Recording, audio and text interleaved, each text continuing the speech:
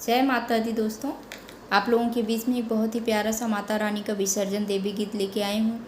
देखिए माता रानी हमारे बीच में थी तो कितना अच्छा लग रहा था। माता रानी वापस जा रही, उनके 9 दिन पूरे हो गए हैं।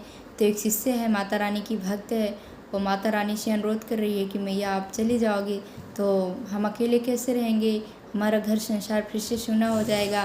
तो देखिए माता रानी में और शिष्या में, उनकी भक्त में क्या वार्तालाप हो रहा है, इस हम गीत के माध्यम से जानते हैं। प्लीज़ आप लोग चैनल को सपोर्ट कीजिए, वीडियो को लाइक कीजिए, शेयर कीजिए, सब्सक्राइब कीजिए। 9 दिन रहलू मैया हमारी अंगनैया हो, बतावा कैसे ना।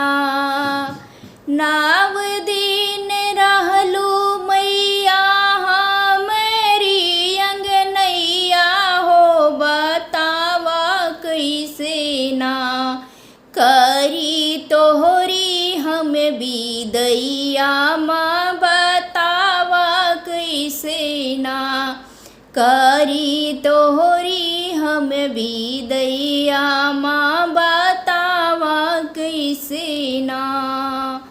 विसर्जन के बेरा भइल फाटा त कारजवा मई हो, कैसे जइबू ना।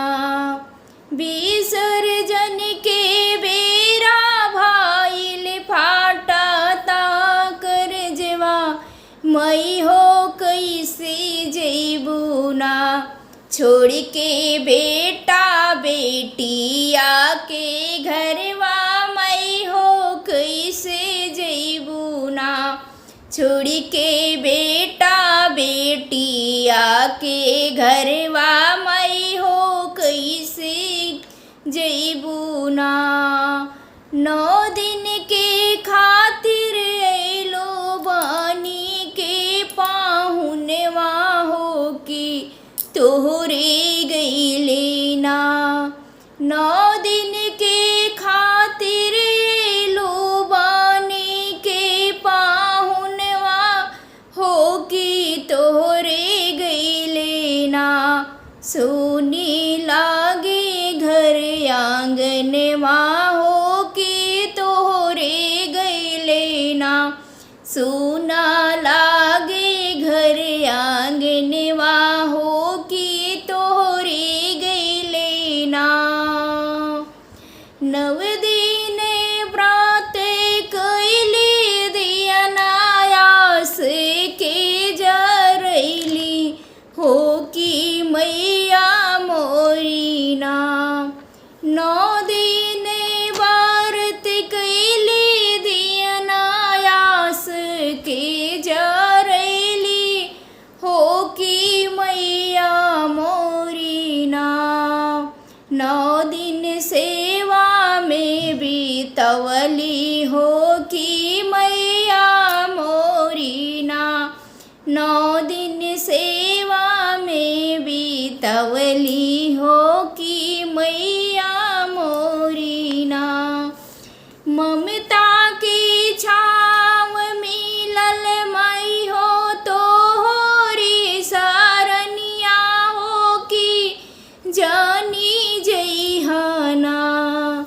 ममता की छाव मिलल तोहरी सरनिया हो, कि जानी जइहाना।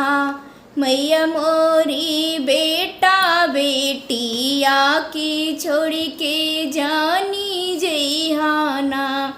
मैया मोरी बेटा बेटिया की छोड़ी मैया जानी जइहाना। जाते तो बाड़ू मैया छोड़ के बेटा लोग के घरवा हो, कि फिर से अइहाना। जाते ता बाड़ू मैया छोड़ के बेटा लोग के घरवा हो, कि फिर अइहाना। करे बेटा लोग से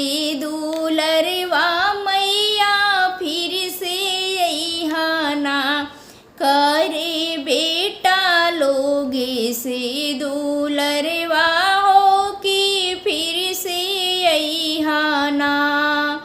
सावन के बादरियाए से बरसे मोर नयनवा हो, मैया छोड़ी के जालूना। सावन के बादरियाए से बरसे मोर नयनवा, मई मर छोड़ी के जालूना। अपने सिसिया का कई के अनथवा, मैं मर छोड़ के जालूना।